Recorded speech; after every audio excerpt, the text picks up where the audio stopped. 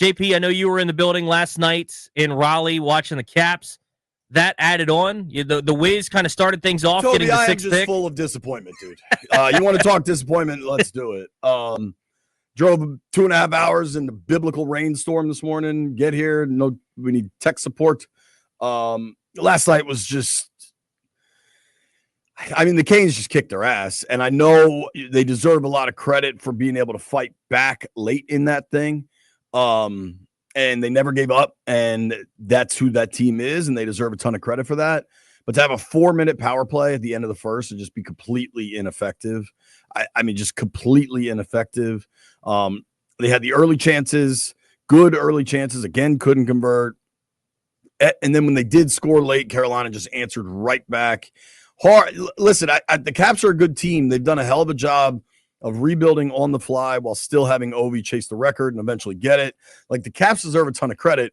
Carolina just might be their kryptonite. That the system they play and the speed and the little shifty guys they have, it's the Caps are in a world of trouble. And as I'm sitting in this press box in Raleigh, which credit, we hear about that barn, how loud it is. It is loud. It is big, but a lot of it's manufactured noise. Like, remember the Seahawks or the Falcons actually got in trouble for it, for like pumping noise in. The volume with which they're going to music in between, like a puck goes up into the stands and there's like that, 17 seconds before the face-off, they are just cranking some like kind of terrible death metal for 15 seconds of it. At one point, it was like you could tell there's a problem or a joke with the volume with which they play stuff there, because they have like the in-arena hosts that every arena and baseball stadium have. They all have these like hosts that come on and kind of hype up the crowd or like lead the sausage race or whatever. And the dude came on and his mic was just hot. Like, they hadn't adjusted the level for where they play the music to the dude talking. And when he started talking, I was like, ah! And the whole stadium, including players on the bench, like everybody looked up and quickly, like their in-house audio knew to turn it down. But like, to me, that was a fairly telling moment of the manufactured noise down there. But as that's all happening, then we're watching the draft lottery, which just sucks. There's the whole process for the NBA draft lottery beyond the obvious, like, conspiracies. This thing is rigged. The Mavs trade away Luka, and no, they don't like what is going to happen in Milwaukee with Giannis is going to be an open bidding process. Send us your absolute best offer. We're going to figure out the best offer and make the best decision for us.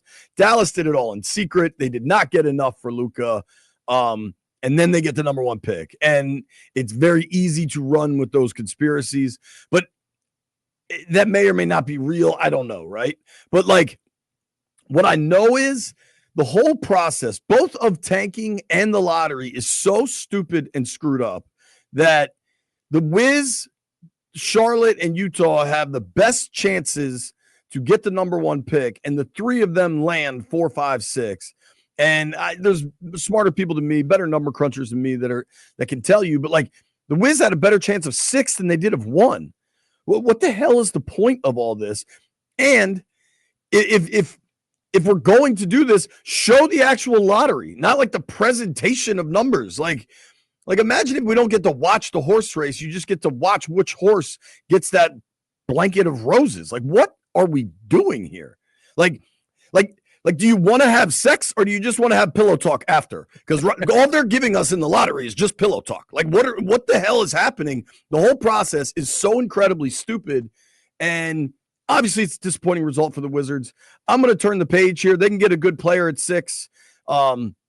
Weirdly, some NBA people that I know, based on like conversations that got posted via the station's Instagram, were like, yo, I think people need to chill with Cooper Flagg as a prospect. He's really good, but this is not an Anthony Davis type prospect, which is wholly irrelevant for us now because he ain't coming here. Yeah. I think, me, you, and Landfill are texting last night. Obviously, just a terrible, terrible night for DC sports. Just a terrible, terrible night. It's not an all-time awful night. The Caps weren't eliminated. It's not like the Wizards now don't get a pick or something. Like, I wasn't there, but when the Skins lost to the Raiders in the Super Bowl, I believe that would have been like January of 84. Maybe I got my dates mixed up.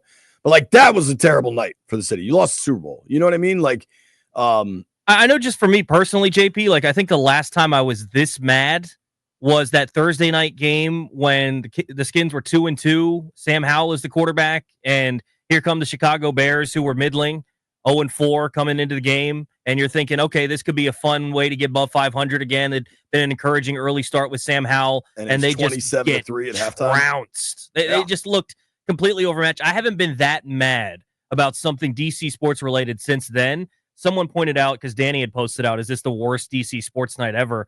Someone had put a reply under his tweet saying that May 10th of 2017, when the Wizards lost to the Boston Celtics in their series to go down 3-2, then they lost 123-101, and the Caps lost Game 7 to the Penguins 2-0.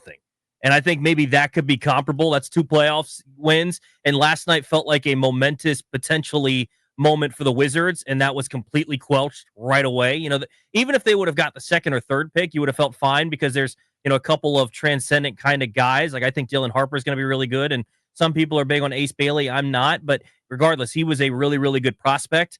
And instead, they're going to get stuck with the best of the rest. I think we were having a conversation with Will Dawkins when we were over in the suite watching the game a couple of weeks ago, and it was like, yeah, anything inside the top 5. They didn't even get top 5. JP, like they got screwed. Yeah, dude. And this is what we've asked for as Wiz fans, is to tear it down and rebuild. So I've tried to just remain optimistic about things. I'm not mad at how bad they've been, but to fall to 6, like the lowest possible pick you can fall to, is just such a gut punch. And they were, even when they hadn't started the rebuild process and they just had like the end of the Beal era, like that sucked too. It's not like there's levels of suck, but the DC sports turnaround has felt so real, and that's driven by football, right? Like football drives our city. And I said this on NBC4 last night, like as I just delivered, 5 minutes of terrible news. I was like, hey, good news is Jaden Daniels still a Washington Commander. Like, the sports turnaround happened with the Skins and the Burgundy and Gold, and then the Caps being able to thread this needle of Ovi gets the record, but they're also good. And then the Nats, as discouraging as ownership practices are in Natstown, you do have good young pieces, and they're fun to watch, and there's something there, right? If you ever spend some money, particularly in the bullpen. But the final boss of the DC sports turnaround is the Wiz, right? I mean, outside of the Gill years, before he blew his knee out, they would have been a real contender in the East, I think, that year. They've had some, I mean, if you want to get fired up about, John Wall taking out Toronto or whatever, that's cool, but you weren't a real contender. Like, I believe in what this Wizards group is trying to accomplish, and this was a huge step in doing it. And instead, it was, I mean, Kornheiser's famous line, which you're probably even unaware of, Tobi, because you're so young, but it's the curse of Les Boulets. Like, they're still just the Bullets, dude. And sometimes it's hard to shake that feeling. And last night was an absolute slap in the face reminder of that. And I don't know, like, the search for the lowest moment, like where is rock bottom, I think personally is always driven by football. Like May 17th, 2017, whatever you said, like I don't remember that date. Like you had to look it up. You know what I mean? Yeah. Like I remember that Bears game.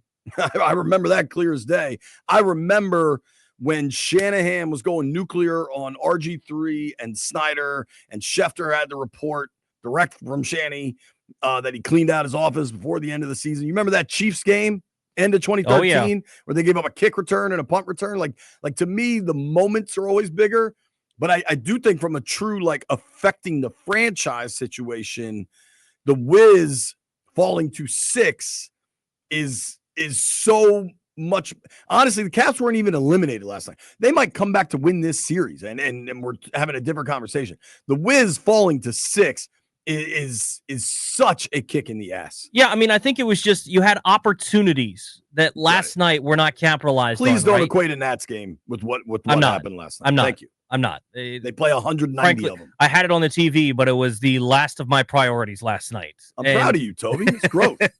But like, you know, the Wiz had a chance at Cooper Flagg, and who knows, maybe he doesn't turn out to be a superstar, but I take my chances, right? You had a chance. I like Harper a lot too. Exactly. I would have taken a chance at a franchise-altering player where, you know, this team, like you said, has been frankly irrelevant for so long. Cooper Flagg would have put this team back on the map a little bit. I saw that Schefter had tweeted that he'd been talking to people that he could have been worth $500 to $1 billion just in terms of marketing and people being back in the building. And that would have been huge to have that back here in DC.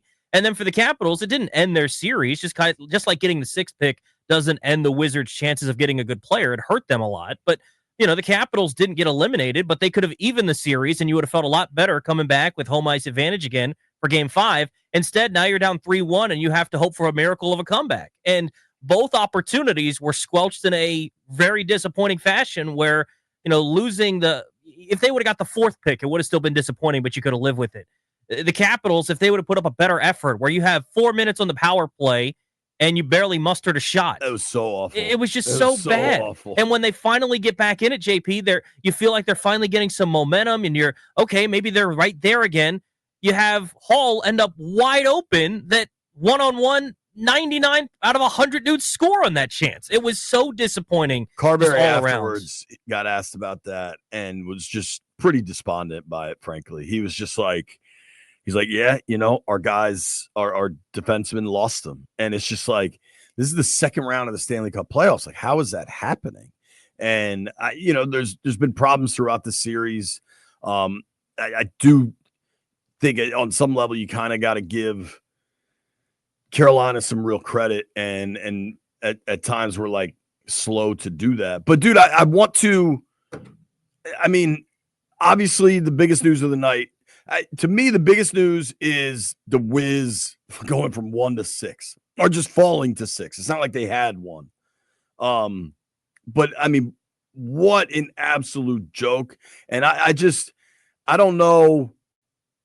I don't think they're going to do anything, frankly, but I know that it sucks. I know that the NBA regular season, 70% of it is a pretty unwatchable product. And the tanking, and I was listening to a Brian Windhorst interview yesterday in my interminable driving over the last 3 days. We'll get to just how much my life has sucked for the last 36 hours, but that's a different topic. The structure of the NBA. So the players union resisted a salary cap. They said, no way, man, we're not taking a salary cap. So you know what the owners did? They put in like a zillion little rules and loopholes and the luxury tax and all these things that it basically acts as a salary cap, and it is really, really prohibitive to try to rebuild. The only way to rebuild is now called tanking, because you just have to tear everything down to the studs and try to start over and get right with some picks. And it's pretty damn hard to do. But to me, it's also not a secret.